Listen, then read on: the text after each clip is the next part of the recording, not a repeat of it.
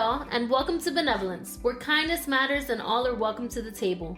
I'm your host, S2.E10 Diaz, and first and foremost, I want to thank each and every one of you for tuning in, spreading the word, rating, subscribing, and following me on this journey of benevolence. So make sure to keep tuning in because I know that you are going to leave empowered, blessed, and encouraged to be the best version of yourself. You are tuning into episode 10. We finally made it to episode 10. We are in the conclusion of season 2, and I am so excited that we finally made it these 10 weeks. And we have a very special episode for you because this episode is called Money Talks. And on this episode of Benevolence, we will be discussing money, and we're going to be discussing success and just changing your mindset to do big and better things and pursue your dreams. So this episode is very dear to my heart because I have the privilege of having two important people in my life join me at the table today. They are one of my biggest influencers, and I thank God every day for allowing me to be a part of their family. They would never admit it, but in my eyes, they've made it big. They reside in the city that never sleeps, New York City, pursuing their dreams. So without further ado, we have my brother-in-law, Gabriel Diaz, and my sister, Gaby Pavon, joining me at the table today. Hey, guys. Hey, Sassy. How's it going? Sassy. And we also have my husband, my dear. We have Anthony Diaz joining us at the table. Hey, guys. Yeah. Hello again. Yes. Well, first I want to thank you both for joining me at the table today. I wanted to invite you both to the table because I wanted to discuss some important insight regarding millennials, finances, success, pursuing your dreams. Finances is a tricky topic to talk about because people tend to get a little bit uncomfortable when they talk about money. And so much has changed from past generations till now that I feel that this is the time to continue or to start the conversation. So before we begin, I'd like for the both of you to tell our listeners a little bit about yourselves. Like, just mention your age and like what you're currently pursuing. What are you doing if you're studying? And yeah, go ahead. Ladies first. Oh, how nice of you. Well, okay, so I'm in school still, majoring in economics, interning in a finance department. Just moved to New York in May. That's pretty much what my life consists of right now. And what are like future goals? So future goals. So as of now, with all the networking I've been trying to do, I've been learning a lot about the older generation and what their thought process was or how they view like the younger generation. And everyone just keeps telling me like, don't worry about the goal you have in mind 10, 20 years down the line. If what you are doing right now is something you want to focus on that because you never know what will fall in your lap. Because I'm always like, oh, I don't know what my goal is. Like, I don't know what position I want to end up in. And they're like, that's fine because life is not linear and you never know where you end up. So focus on what you're trying to pursue within the next 5 years, accomplish that, and then, reanalyze, reflect. If you want to change it, but don't like freak out about it. So as of now, my 5-year goal is just first finish school, go into, a full-time job. Yeah. Stop interning and see where that takes me within the finance. That's really good. Good job. Gabriel? I'm going to keep mine short and sweet. So 26 years old, living in New York City, working at JP Morgan Asset Management, and graduated college a year and 7 months now. Where did you graduate from? I went to Florida A&M University. Super proudful of FAMU. I am. What's their... Reppin'. What's that? The rattlesnakes? Yes. No, that's not how you do it. That's not how you do it. No. Wrong key. But yeah, no, we take so much pride on business, relationships, networking, and all of that. So I really do rep my school to the fullest. I still have mentors from there. I have friends who became family, and so yeah. That's great. Sweet but not short. That was shorter than yours. She got you. Shorter than yours. All right, so let's get to it. Let's start All right, this let's do it. conversation. Let's So go. I guess my first question for you guys, Okay. it would be, what is your definition of success? So whoever wants to. All right, I'll start off this one. So, definition of success, 2 words: financial freedom. And it can mean so many different things to people, but my definition is having enough wealth to not having to work a 9 to 5. So Okay. basically it's having money work for you and not you working for money. And that's my definition of success. Okay, that's really good. Yeah. Can I ask a question? Yeah, sure. So just to, I guess, go off of what you mentioned. So if you didn't, let's say you don't reach that in your point of life, does that mean that you won't be successful? In your mind? Yeah, I'm going to strive as much as I can to get there. And so my thought process is reach for the moon, and wherever you end up, you at least be within the stars. So I'm going to reach as high as I can, and that high as I can is financial freedom. Okay. So even if I don't get to, because financial freedom also has a number involved, right? Yeah. It's a quantitative aspect of it. So people can say financial freedom can mean $1 million or $1 billion. I'm good. I can have $5,000 a month, and I would be considered financially free. Mm-hmm. Mm-hmm. And to be honest, I don't even think about not being able to make it. Like, I have that confidence of where, like, it's gonna happen. Yeah. It's just a matter of when. That's good. Exactly. Bringing it That's in good. atmosphere. Right. Gabby? That's good. Well, my definition of success, when I really like dig down and think about it, because we were talking about it, I'm like, well, I don't really know what to say. Yeah. But I've been learning more and more that what really like I love and would love to do long term is to give back to the community in some type of way, and more specifically to women. Okay. So I don't know necessarily specifically in what way, what platform, what method or field, but I would just love to be able to give back to women who, you know, don't have resources. Just how women mentored me, I want to be able to mentor women, or at least give them a resource so they can get mentorship, anything of that sort. That would be like my ultimate like definition of success. Yeah. Just be able to give back. You and I have very similar, I guess, aspirations, especially when it comes to success, because like the reason why I do Benevolence is because growing up, I didn't have this, you know, I didn't have someone encouraging. I didn't have someone just being real. Yeah.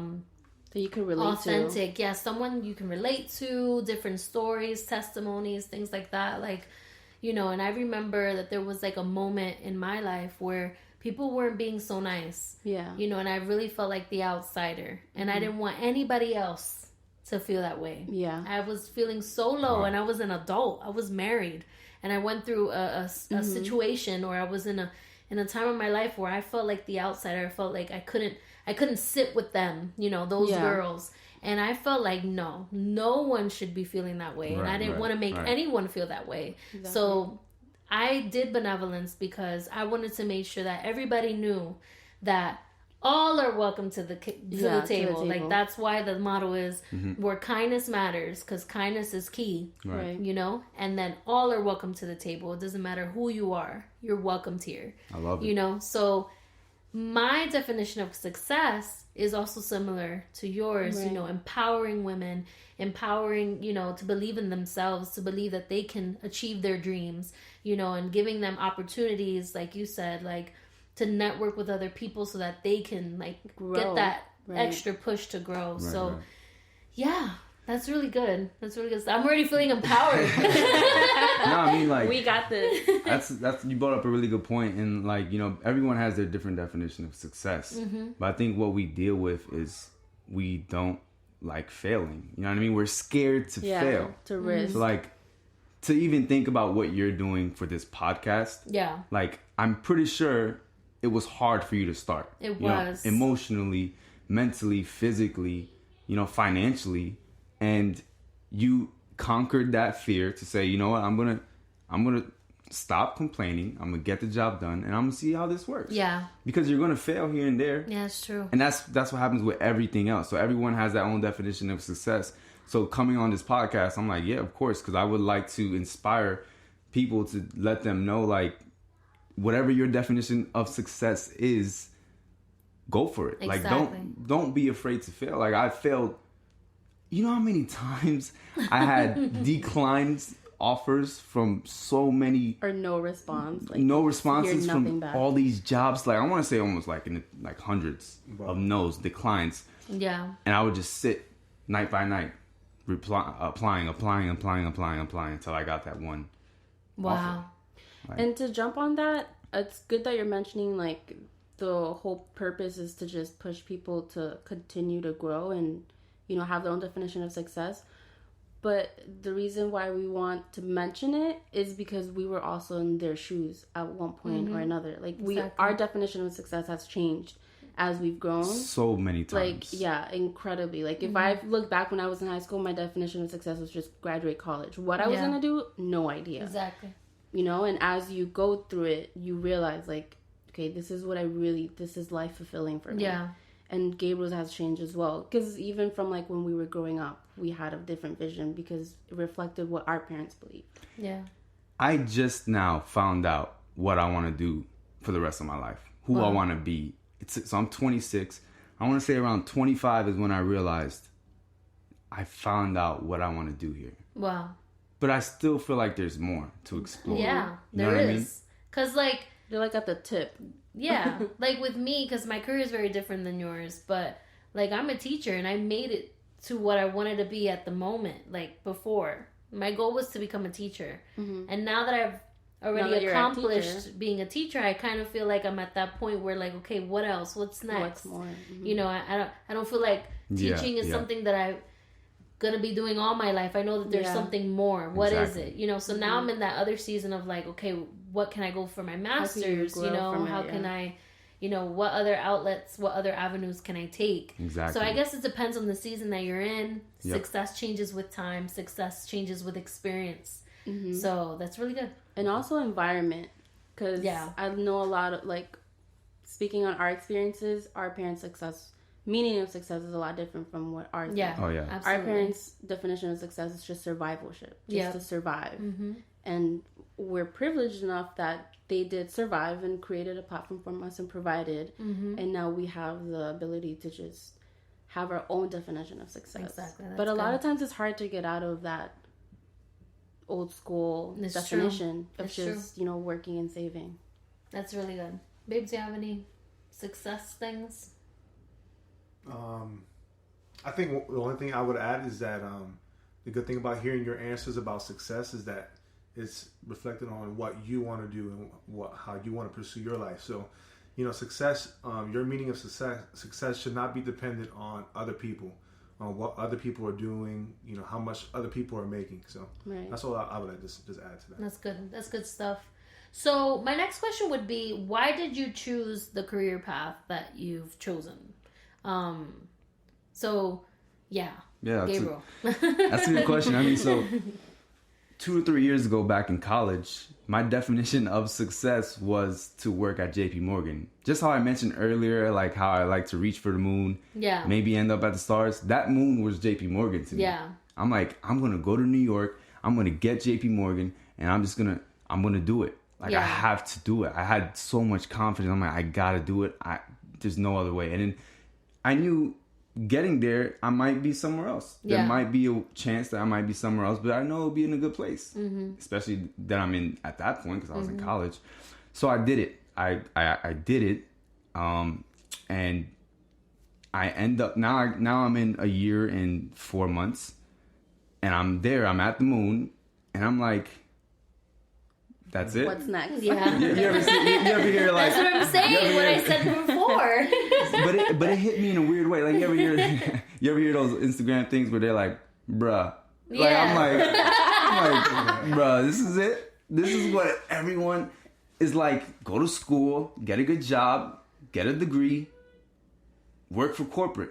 I did it, and I'm like, shrugging my shoulders like this. Wow. This is it. This is is what we do. This is why Is we this go what to you want to do for the rest of this is what we want to do until I'm 50, You want to till I'm celebrate a 60. 50-year anniversary with the company? So I'm like, That's crazy. that's when I'm like, nah, bruh.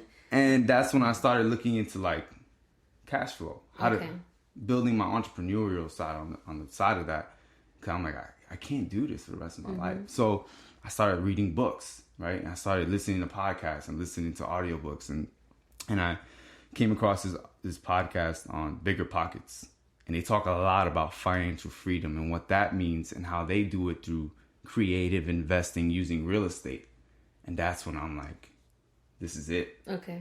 This is it. And through that avenue of going into Bigger Pockets is where all these other doors just started opening. And then again, my definition of success changed. So going back to like investments and cash flow, because the demographics of my listeners, tend to be early 20s, right. teenagers. They're coming out of high school, going into college. They probably have never heard of the term cash flow. Right. They don't know what investment is. That's not something that they're thinking about, honestly, to be honest. You know what I mean? So if you can kind of like in layman's terms, kind of just explain to our listeners, what is the cash flow? What is that mindset? What is investing? What is it for? What is it for and where do you start? And you brought up a good point, right? A lot of millennials, or students, they don't understand investing, money, finance. Why is that? Like if you had to ask yourself, why is that? Because they don't teach us this in school. They don't. There is not a class where you can learn how to invest. No. There's not a class where you can learn how to write a check.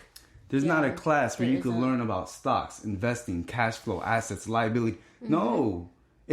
School is literally drawn out for you to, go to school, get good grades, and get a job in corporate. Exactly. But what are you doing on the side, right? So for the people who don't know what to do to help build that cash flow, financial literacy, I would say read the book Rich Dad, Poor Dad. Yeah. Because even though where I learned a bunch of things, throughout my career at JP, when I read that book, it literally dumbed it down for me. It was an easy read. Yeah. Literally, is a man who has a rich dad and a poor dad. Both made a significant amount of money just doing two different things.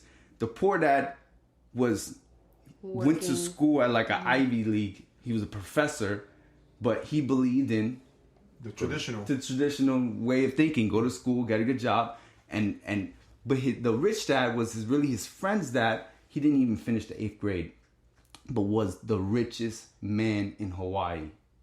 Wow. Because he knew financial literacy.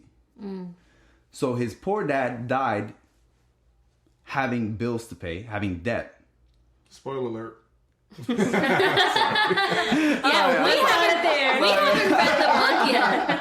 haven't read the book yet. So someone dies, guys. Someone dies. Oh, man. Anyway. It's okay. Finish. Anyway, he dies having debt. It's a good book to cut. No, it's about financial literacy. It doesn't even matter. I'm sure there's more. Yeah. It's not even about. But anyway. It's the analogy. One of them dies with debt. One of them dies as a legend. You know what I mean? Like, leaving money for his family. But the ways that they teach him how to do it is amazing. Like, you understand, and this is where I'm getting into where we should start. You understand 3 things: assets, liability, and cash flow. If you can understand those 3 words, look them up, define them, read about them, you would understand what an asset is, what a liability is, and what cash flow is, right? People think buying a house is an asset, right? And this is where it gets a little iffy because they're not going to agree. Some people think buying a house is an asset. I think it's more of a liability. Define asset. Asset is something that's providing you money, right? It's giving you a return on your investment, right? So if break I put that money down a little more. Yeah, you have to. Return on an investment, dumb down. Okay. So if I were to put money in a property, right? if I were to put money has to come out of it. If I were to put $100 for something, I would want to at least receive more than what I put into it. Once you sell it. Once I sell it. Okay, so you're talking about like equity.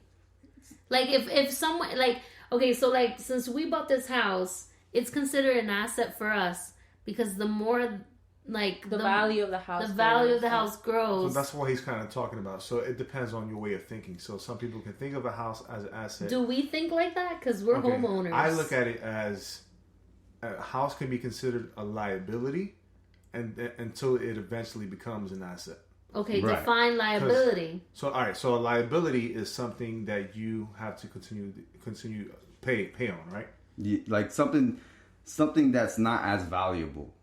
You know, like a car could be a liability. A lot of people think cars are an asset, but when you get that car, it depreciates when it leaves. As soon as it leaves the lot, it depreciates, meaning it's losing value on it, and you're paying more for it than what you expect to pay. You realize how much insurance is after that. Yeah. You realize, in the dealership they're like, $9,000 BMW 2011. You end up paying $15,000 coming out. Mm-hmm. You end up paying insurance, monthly payments on it. It's more of a liability than an asset. Yeah. So liability is basically something you owe. An asset, easiest way to put it, is something you own. So the reason why you can consider a house a liability is because technically you don't own it until you pay off that mortgage. Right. Exactly. A car, same thing. If you owe on a car, it's technically a liability until you have it paid off. Then it becomes, once they put that title in your name, now you own it. Now it's an asset to you. An asset is what's valuable to you. Okay. Yeah. So you could sell it afterwards. Right. You can make money from it, but you own it. I believe that my house is valuable. Oh yeah, it is. So what's wrong with that thinking? That way of thinking. You can. It's valuable if you. That's where cash flow comes in. Okay. Are you using your house to the best of your ability, to the best of its capabilities? For example, Gaby's mom, right? I go to their house. Her dad builds the garage, redoes the whole garage into like a whole unit, right? Like a studio. Mm-hmm. Beds. He puts a sink in there, a shower in there. Great, tremendous job. Like I was so impressed. They built a door. No, so anyway, before the door, right? Yeah, before the door. Because we were using they use it for family. Guests. They use it for family. They have family come all the time. You know? Yeah, it's crazy.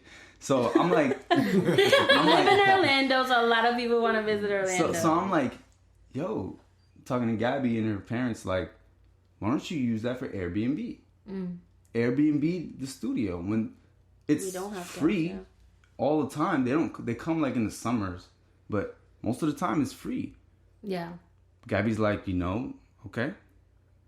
Took a ton of pictures. Gaby took a ton of pictures, hooked the place up, put it on Airbnb. Her dad ended up building a separate door, so they don't even see the people. Yeah. Fast forward. I don't know how long. Let's say like a year or so. Like a year or so, yeah. Someone loved the place so much they were like, "Look, we want to sign a contract and stay with you, month to month. We'll live here. We'll sign this contract and live here." So now they're paying, I want to say 80 to 90% of her mom's mortgage. Wow. Really? That's cash flow. And that's cash flow. So if you understand you're making money out of your own house. Your own house, yeah. So now that person was like, had family that was like, "Hey, I heard you have a room open," because Gaby moved out. "I heard you have a room open. Can I stay in that room? And I'll pay monthly, whatever you need me to pay." And the reason why they wanted to do that is because they've been looking for apartments to rent, and they're on all of their waiting lists, but they can't find an apartment in their budget that they can just go in and rent. So they figured, background, they came from Puerto Rico because of the hurricane. Yeah. So they kind of just uprooted. They don't really have anywhere else to stay. Mm-hmm. So they said, while we're on these wait lists for all of these apartments we want to move into, if we could just rent the room temporarily, we'd love to stay. So now one of the rooms on the inside of the house is being rented too. So now they're pretty much paying her mortgage, right? Mm-hmm. So her mom literally turned her house from a liability, having to pulls change out of her pocket to pay her mortgage into an asset, making it more valuable than what it is, turning it into cash flow. And now she's receiving enough cash flow to pay her mortgage, so that extra cash that she would put into it is now in her pocket. Yeah. And now she can save more. It's making her more free. But not everybody can do that. Not everyone can do that. But that's the thing. Everyone is different. But there's always ways to go about things. If you want to like get there though, like learn about it. Try to actually dive into it, because people, to be honest, everyone's comfortable. Yeah. Right. And also, your traditions, like the way that your families were raised, that gets instilled in us. You get married and you want to buy a house, but a lot of times it's done when they're young. Yeah. And like, if you look at us, like if we buy a house now, it's like we buy a house, that's gonna be debt added on to us. We don't even need a large house because we don't have family. So it's like we're trying to switch our mentality from our parents. It's like, okay, you grow up, you buy a house together, and you want to compare each other because everyone else is doing that too. Everyone's buying their houses, buying their cars. And you have to make it a point to, understand, like, it would be great to have a house, but is it needed right now? Yeah. What is another focus that we can do? Like, save money somewhere else, invest somewhere else, and eventually we will be able to just freely do it. I know you wanted to say something real quick, but how did that mentality change for you guys? Because I'm sure that your parents are in that mentality of like working paid to paycheck, having to deal with financial situations. What made you guys change your mindset when it came to money and cash flow and all of that stuff? So when I was working at JP Morgan, right, and I'm receiving my checks and I'm realizing I still have a lot of debt.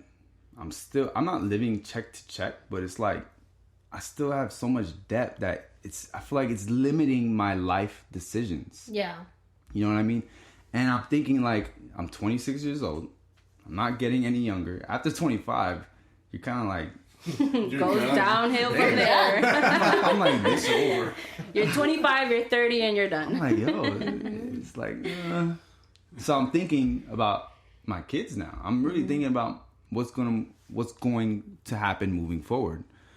And that's when I'm like, I want to be there when my kids grow. I want to be there for them. I want to travel with my wife. I want to travel with my kids. I want them to see things that people don't see. Like, experience the world. Like, I want to go to experience different cultures, go to different countries. But you can't do that being tied down to a 9 to 5. And that's when I realized there's something more. When I was on that moon, like, all right, now there's something more. I'm not happy. Yeah. So that's when my mind changed. Okay. Hers is a different story, right? Mine really changed because of influences from you. And, like, that's the reality. Because my background, like, growing up was you work and you save money. Yeah. And then eventually you save enough money to where you're good. That's, like, how my parents are. They worked extremely, extremely hard. If you want to know a little bit about my background, listen to episode 9. Yes. But, they worked really hard and all they did was just save money, but they never invested it. Eventually they did, but it was still kind of restrained to that mentality. And, my definition of success was just graduating high school, buying a house, like everyone else eventually, get married, buying a house. But hearing Gabriel's perspective, even when he first introduced it to me, I was like, I don't know about all that. That sounds risky. Because he's a lot more riskier and I'm a lot more conservative when it comes to finances. So that was our challenge of finding that balance. And it was more of when he told me to read Rich Dad, Poor Dad. He's like, just listen to it. And I kept putting it off. I was like, whatever. But we both listened to it at the same time. Yeah, we ended up listening to it on audio. And the way he just breaks it down, I was like, this is so true. Like, it just made so much sense. Yeah. And being conservative with my finances, I hate debt. Like, I hate having a lot of debt. Yeah. So the way he broke it down and how, you know, we set ourselves up for failure when we strive to have all these things that in our heads it's value, because socially that's what everyone else sees as value. In reality, it's just giving us a lot more debt. And I'm like, wait. I don't want to have debt so young. You know, I want to have us be set up so that we could have those aspirations that Gabriel has. Yeah. So it was a lot more of his influence that eventually ended up changing my mind, with even things with like, you know, having fancy dinners, buying a house right away. All of those mindsets changed, and it did take time. It wasn't just night and day, and then eventually reading books and listening to podcasts. It's just really knowledge. So like, what we don't understand, like if you look at the standard way of living, you know, a lot of people say it's really about saving. But we don't understand that our parents used to save because back in the day in their bank account, when you saved in your savings account, you'd earn like 15% on what you put in. So you're earning a lot more back then. But nowadays, you put something in your savings account, and because of time value of money, I know it's getting a little like big words here, time value of money, you're actually losing money if you have money in your savings account. And it's proven, it's crazy. So what I'm trying to say is like there's always a loophole for everything. And if you look at the rich, how and why the rich are getting richer, and you see their loopholes and what they're doing, we could do the same. Yeah. To help us. And loopholes is not a term to be looked at in a negative way, because a lot of times even money gets looked at a negative way. Like, yeah. Even in the entertainment industry, you look at a movie and it's like, oh, the person who has money, he's the evil person. He's scheming. He's doing all these things to get more money, and he's selfish. But having financial freedom and having financial literacy, which is learning, you know, how to deal with your personal finances, is not a negative thing. It's a smart way of, you know, dealing with your finances, saving money, setting yourself up for success in the long term, and not just on short term and what is appearances or things like that. And I think that also changing that early on is good, because I used to always think that too, like, oh, like if we have a lot of money, we're gonna end up being selfish, and we're not gonna want to share it or not give back, or we're only thinking about our family, our kids, and you know, giving money to them. But reality is, if like you're financially free, you could provide to so many other people and provide back to your community. So with that being said, where do you start? Where do you start making those steps towards financial freedom? I know that you said assets, liability, and cash flow, but like put that aside, like put that like those words aside, like literally, how can someone who just graduated from high school start making the right decisions to lead them to a successful future in terms of finances? So that's talking about school loans and, you know, and all of that. So what advice can you give to our upcoming generation? You know, like they don't know what to do. What can you tell them? What steps can they make? So coming out of high school, learning about financial literacy, I just say continue to educate yourself in that world. Invest, really. When people invest in stocks, and it sounds hard, but it's really just a click of a button, right? Like you and there's apps now that literally invest your change. You can download the app Robinhood. It's free. Look at companies that you read about and invest in them. Yeah. Even if it's small amount. And follow the money. You put your money in and you see it goes down. You're going to be like, why is my money going down? You're going to look into it. You're going to be more curious. You're going to be like, why did this stock just drop? Yeah. And then you're going to be like, okay, that's not going to happen again for my next stock. And you're going to continue to learn and grow as you make mistakes. And I would say find mentors who are doing what you want to do. Find those people who are network, build relationships. Like, I've learned so much because of people that I look up to. And I didn't get to where I am now without putting myself out there. Yeah. So I would say early on, get comfortable with being uncomfortable. That's good. So get yourself out there. It's hard. Like, I'm an introvert. I'm seriously like an introvert. And it was hard for me to get myself out there at networking events. And it was nerve-wracking. I didn't know how to start a conversation. I'm like, bro, I feel like these people are better than me. I kept, but then you get used to it. You get used. It's like a muscle. Like you work out, you continue to work, it grows. Yeah. You get used to it. You start meeting people. I started meeting people that one guy, I went to a event in New York. It was a Florida A&M event, and I don't even know what the event was really. And I was devastated at the time because I was supposed to be working at an internship, but I didn't get it because of last second. They were like, look, we can't give it to you. Excuse me. And you were already in New York too. You was like ready to go start work in a week. So I didn't want to go to the event. I was like, whatever. I went. I ended up meeting this guy. I told him what's going on pretty much. And he was like, randomly, come work for me. Wow. Just work for me.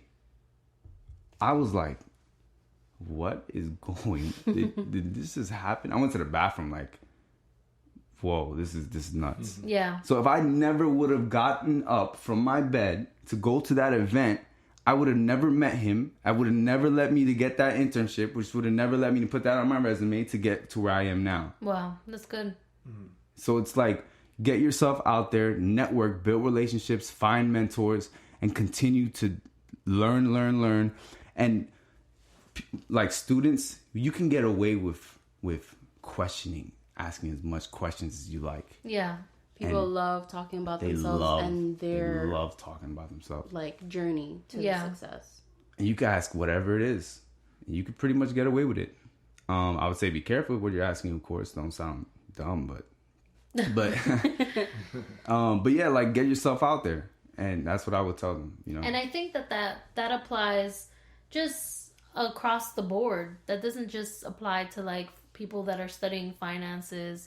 In any business or whatever. Exactly. This is across the board. Whatever it is that you want to pursue in life, you have to educate yourself. Exactly. You have to network with people. You have to have mentors, and you need to invest. Right. Invest in yourself. You invest in your knowledge. Invest in other things so that you can reach those dreams. So it's not necessarily business based or whatever, but whatever goal that you want to reach, it's across the board. Right. And if you want to financially learn and invest, then go that route. You know what I mean? It could be anything, like you said. So you're just getting yourself out there. And one way to invest in yourself when you're in high school, like just thinking back of when I was in high school, is open a checkings account. Even if you don't work, just put money in there. Yeah. Because that just creates a habit for you to just know how to manage your own money. If you could get that habit down early, it will help you so much along your journey, even when you're in college. Because in college, we blow our money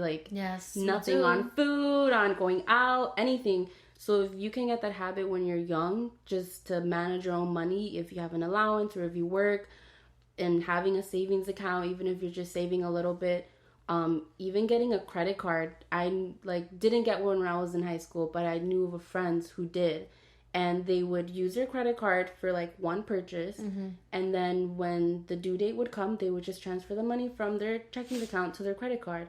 And it wasn't even big expenses, but that little habit, doing it so repetitive, now it's impacted them because they're smarter on how they manage their money. And then even builds their credit. They're able to build credit. And they start early. And I know people now, they're in their late 20s and they don't have credit. Yep. Exactly. And credit is so important. It is. Just how do anything. Just how money is a language, your credit is another language too, that a lot of people undermine, and they think oh, your credit, you just need it to buy a house, you just need it for a car, but it could benefit you a lot. Absolutely. And to add to that, to help out with your goals, once you find that goal, right, give yourself smaller goals to help get to that goal. You know what I mean? Because because you can say you want to do something, but it's not what they say smart way of thinking, specific, measurable, attainable, something. It is being more strategic on how to get to your end goal. Yeah, have smaller goals to meet to reach that bigger goal. Now, what do you think about school loans? I think we have opposing views. If there's anything you can go back to and something you would change or something that you did good, how would you I would say share that? I would say the loans are a devil. I think they're the devil. I think think about it though. Why are they taking advantage of kids who have access with the click of a button to add more loans to your life? We know about that life. We know about that we were life. those kids. Yeah. I was maxing out every opportunity I can get. Me too. 11,000? Yes. Yeah. Not even a question. 5? Yes. I was clicking it like never before. Private, subsidized, Everything. unsubsidized. I didn't know none of them. I didn't know what anything meant. I'm just like, accept. Yep. You will be charged this. Who cares? Accept. I'm like, forget about it. So anyway, now I'm like swimming in loans. Yeah, me too. On the other hand, you very soon. Ooh. Yeah. I'm gonna stay going to school forever. No, but I would say just be strategic. Everybody's different. The reason why I did it is because my mom couldn't provide. I was paying rent. I needed food. So I was pulling loans out for me, to live. And I figured I need to get a good job. If I'm doing this, then I'm gonna have to hustle, and that's what I kept doing. I'm like, look, if I'm doing this, then I gotta hustle, and I balanced it out. On the other hand, Gabby. On the other hand, I don't have no loans. 0. Wow. Zero loans. That deserves a round of applause. But that's not even for me. That's for my parents. Yeah. Because I think that's why I started dating her. She said, I have no loans. I said, what's your credit score? 0 loans? Okay, what's your number? That's so terrible. So, I'm like, what? To say that my parents paid for my school, I'm still in school, that's not to say that we're rich. Yeah. We are not swimming in money. It's not a scenario typical scenario, oh, your parents are paying for it, no big deal, whatever. No, my parents were just very good at planning. My mom knew, okay, you just started high school, you're gonna go to college. Because she was always very hopeful, even when I wasn't. Yeah. And she, from the very beginning, was like, okay, we need to start saving a little by little every year. Because we're not going to be able to just go to the checkings account and pull out a whole semester's worth and pay it for you. So if we can afford to do that, then we need to plan for it. So that's really what they did. They just always, every year, saved a little bit more. And eventually they were able to pay for the majority of my school. And they continue to help me with that. Wow, that's really good. Yeah, so Awesome. I really thank them. And that's kind of impacted me in how I see that. It's made me a little conservative, but you always got to find that balance. Too. Yeah. All right. One thing I want to add to, if there's anybody that's listening that's wondering, okay, I don't have parents that could, help me with tuition or, and I don't want to take out loans. So a couple things you want to think about is, okay, the school that you want to go to. Yeah. There's a chance that you have to be strategic as to, okay, am I going to go outside the state? Am I going to stay in state? Because the tuition is always going to be cheaper in state. Yep. And also look at your options. Yes. By going to Valencia and completing my AA there, saved me so much money. The amount of money you pay for one credit at Valencia compared to UCF, where a lot of people start off, it's a huge difference. And a lot of times we think because the school is a bigger school, it has a bigger name, it has more value because of the background and relationship, I'm gonna get a better job. And that is the biggest lie, because I went to Valencia and I went to a conference in Nashville, Tennessee. Because she put herself out there. Because I put myself out there. And I got an internship in New York City. Wow. Being a sophomore from Valencia College. A sophomore. I didn't get my internship until I was a junior. And the crazy thing is that I would go to UCF to get mentored to prepare for this conference. And they would tell me, just don't mention Valencia. Just say that you're transferring to UCF, because they'll know who UCF is and not Valencia. And did you do that? When I went to the conference, they had no idea who UCF was because there's a ton of schools. There were girls from all over the country. So to them, whatever school you go to is just another school you're going to where you're completing your career in. Yeah, of course, there's those top schools where you mention them and you recognize them like that. But in reality, it's all about how much effort you're putting in. So really think about what school you're going to go to, like you said, in-state, out-of-state. If you could complete your AA in another school that has a lot of big of an impact, or if you could even work part-time and pay part of your school as you're going to school. I think that's another good thing too.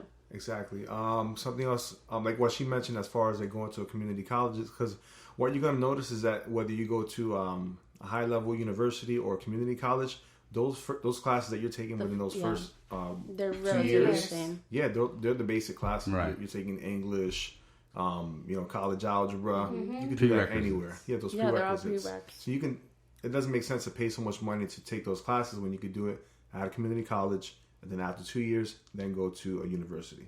Right. And during that time, as she mentioned, if you need to work part-time while you're paying it off to do that, do so. Also, look for scholarships. Yes. There's so many scholarships out there. It's going to take more time. And it's tedious. And effort. But it's worth it when you get that check. You got to write some essays, but it'll be worth it.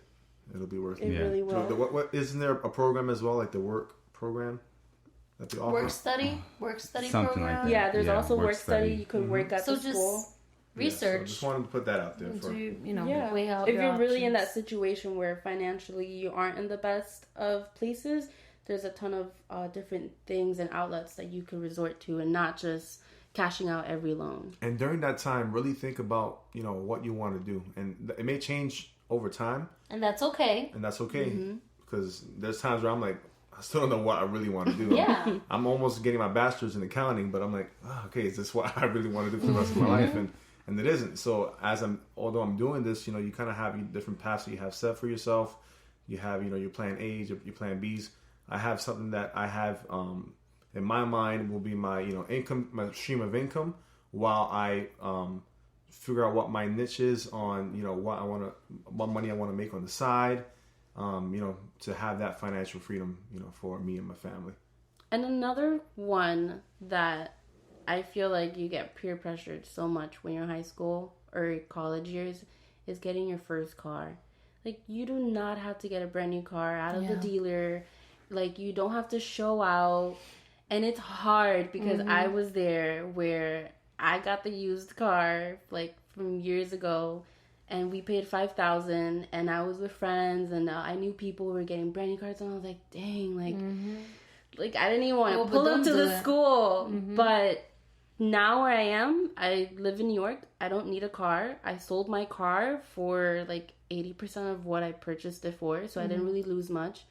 And I don't even need a car now. But if I would have pulled one out, I would have been paying monthly payments, kept insurance. I probably would have had to stay with the car because if you turn it back, it could impact your credit score.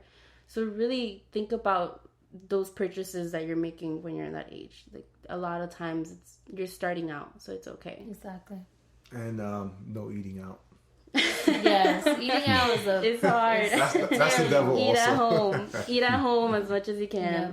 So, okay, now that we're kind of wrapping up here, but I just wanted you guys to mention maybe your top tree. It's about It's that late, time. guys. Top trees. It's 10, Money 28 at tree. night. But your top 3 books, maybe podcasts that you guys listen in addition to Benevolence. But what things can our listeners just kind of, what do you recommend them to read just to kind of get empowered through books or podcasts other than Benevolence? I have to mention that because so go ahead. I guess I would say podcast, definitely Benevolence. Thank you. All things life. I've been listening to it since I was a child, and Oh my god, I remember those days back when. no, actually, I really do enjoy this podcast. Though I like, it teaches you things where, like, when you hear other people's story, it makes you understand, like, okay, I'm not the only one in the world dealing with that. So, like, knowing how others are dealing with it and the end solution can be a good one if you just continue to think good things and continue to move forward, then like, it affected me sometimes. That's So, great. yeah. Thank you. I appreciate that. And as far as like books, I'd say I'd start with, if you want to do, financial literacy, definitely Rich Dad, Poor Dad by Robert Kiyosaki. And like in life, you deal with like communication with people. Like everywhere you go, you're communicating with people, no matter who you are, where you are.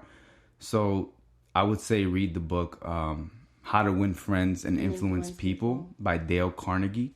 It's a tremendous book. Good. It really teaches you how to deal with people. Like, in the simplest of ways. It'll help in your relationship. It'll help in your job. It'll help in school. Great book. I gotta read that one. Great book.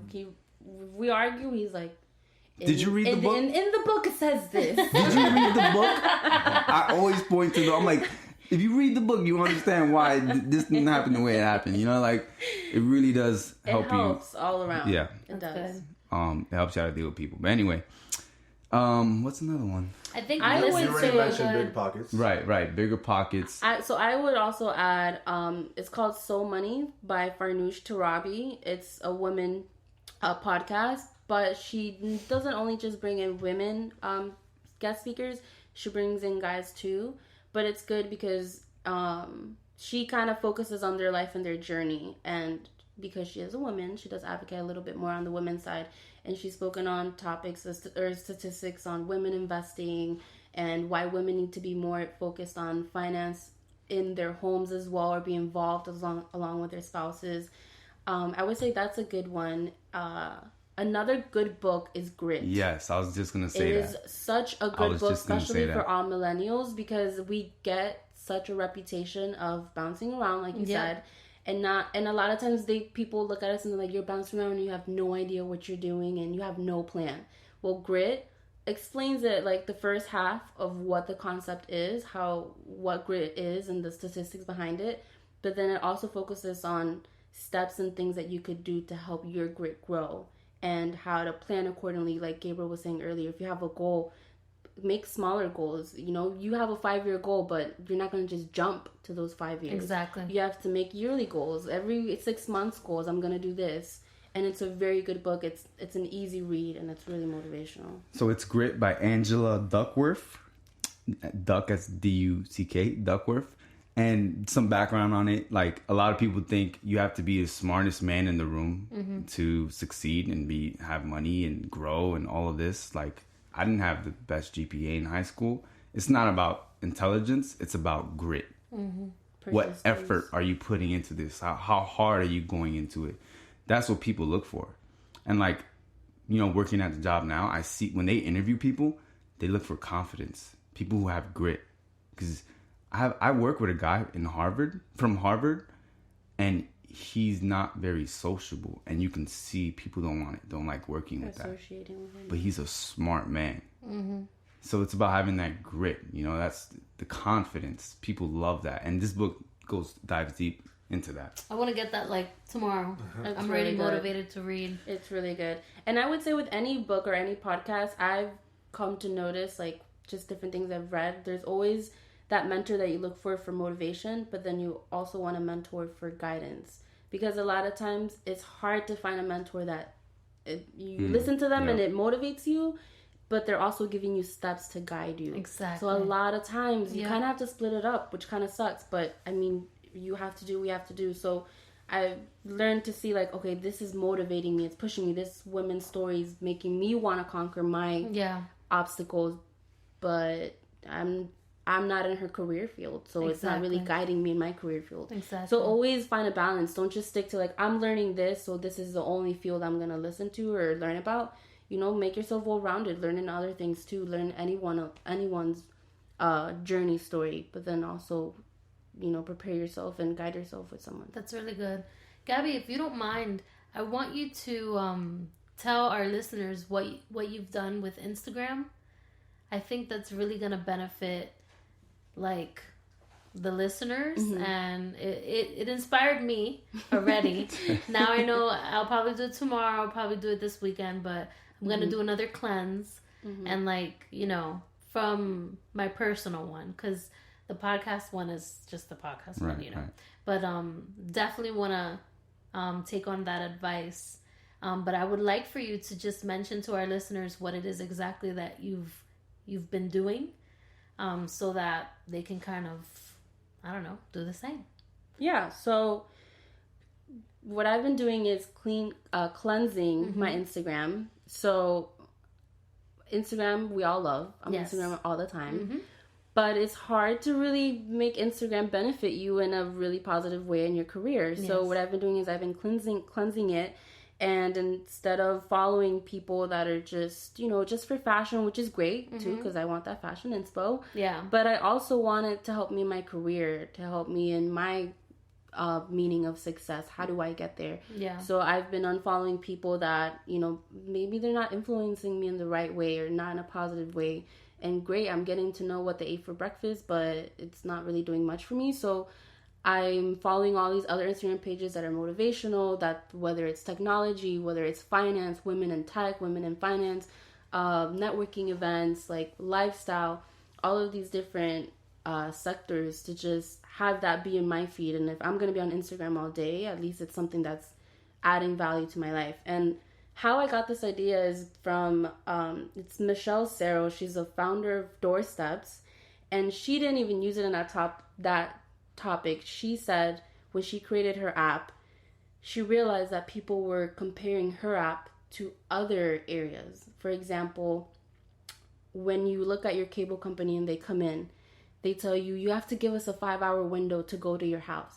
But when you get food delivered, they come in within an hour. So you're like comparing the two and you're like, oh my God, their customer service sucks. They're telling me to sit here for 5 hours when my delivery service is coming in an hour. You compare them unwillingly. The same thing with Instagram. You want to use your Instagram, the things that you like in your way, but have it always benefit you in a positive way. So that's why I figured, you know what, might as well do it too. That's really good stuff.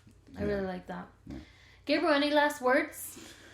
I just want to say, like, you know, a lot of this was towards the younger crowd, you know, high school, college, but even for, you know, the people who have 9-to-5 jobs, which, you know, I just got into now. Like, you know, I still have mentors to this day. I still deal with stuff and I still question them like crazy.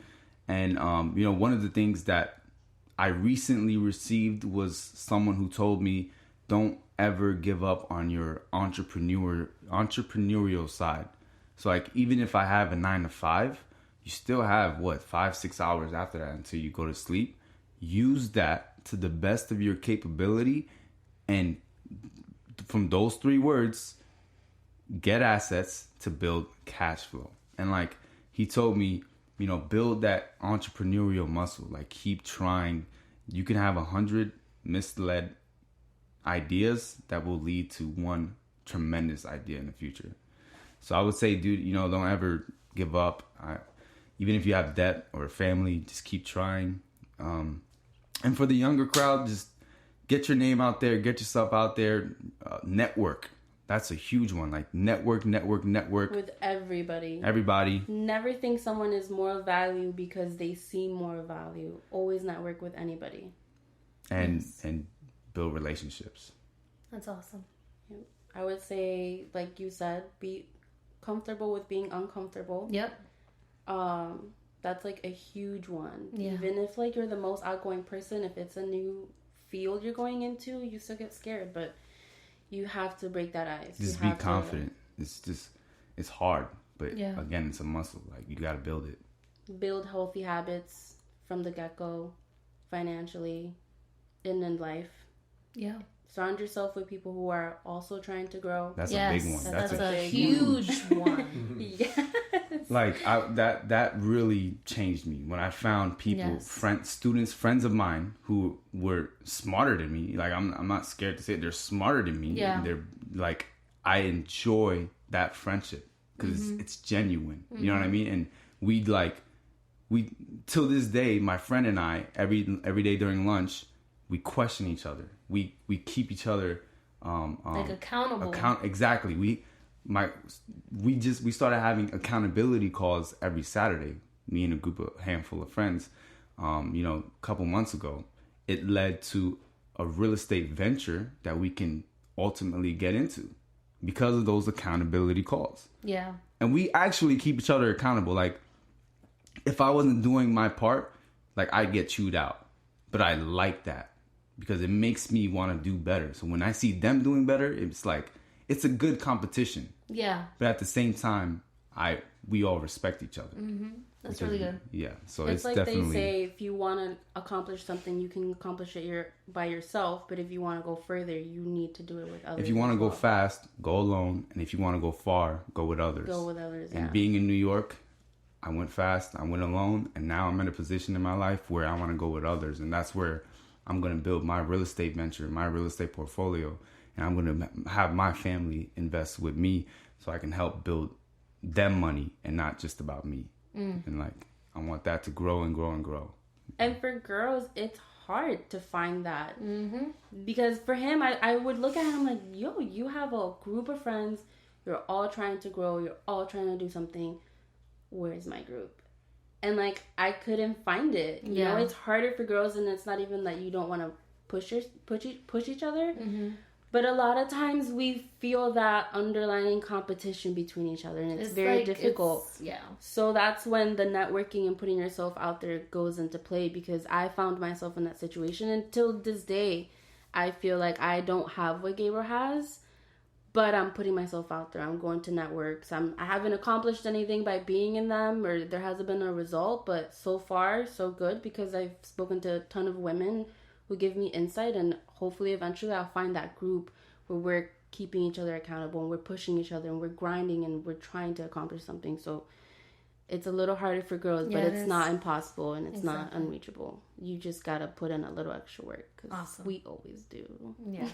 Well, you have me as your accountability partner. Lately, you've been giving me calls, and you're like, I have this idea. Yes. And I'm like, let's do it. Let's do it. So Bigger Pockets has a 90-day accountability journal. Okay. Which I'm trying to get, and it keeps. But it's in regard to finances, right? Anything. Oh, okay. Like goals, just goals. They tailor it to anything. Okay. And it's not just the journal with a book and pages. Like, I haven't got it yet, so I can't really tell you exactly what it is. But it's more than that. And I would suggest, everyone buy it. It's a self investment, and keep and work on yourself. Yeah. Like, it doesn't matter what it is. Look at your own behavior and work on it. You know?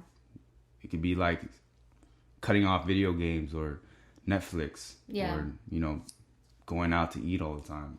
That's good. One little good tip that I recently heard that I was like, that's pretty true, is instead of writing down like, I'm going to accomplish this, also keep track of what you've already accomplished, to remind yourself like, okay, I can do it. I said in 2000 whatever I was gonna do this, and then also note down when you did accomplish it, because it's like a reminder. Okay, good, I did it, checked off. Yeah, that's really good. We usually always think of like, I need to do this, and then we keep pushing it to the next to do this, and then the next to this, and then you feel bummed out. You're like, yo, I didn't do anything. Yeah. So always also keep track and celebrate your successes. That's really good. Any final words, babe? I guess the only thing I'll add to everything would be to manage your money. Right. Like budget. One cool thing that I heard was every dollar that you make should have a name for it. So every dollar that you make you should know, okay, this amount is going to be going to tithing. This amount is going to be going towards investment. This amount has to pay a certain bill or whatnot. Because it's when we don't manage, that's when we lose the money. It just comes in, it comes out, and we lose track. Yeah. Well, there you have it, guys.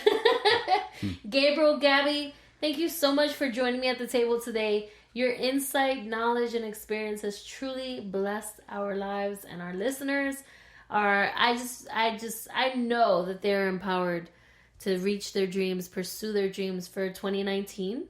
This is episode 10. Woo!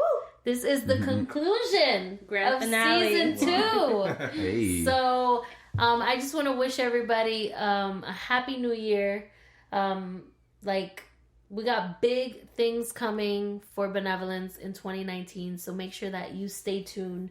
But thank you, Gabby. Thank you, Gabriel, for joining me at the table. Where can the audience reach them in case they have questions? Yes, if you have questions, go ahead and email Gabby and Gabriel at... So my email is fgpavon, P as in Pablo, AVON, 27@gmail.com. Okay. And where can they reach Gabriel? He doesn't have social media like that. Like, he does, but he doesn't. Yeah, I'm not really on it. So maybe if you create a LinkedIn account, you may find definitely him. on LinkedIn. LinkedIn. Actually, yeah, that works good. LinkedIn, or you can reach my Gmail. It's Gabriel Diaz, Gabriel Diaz, Diaz 142. I don't know where that number came from. Google gave it to you.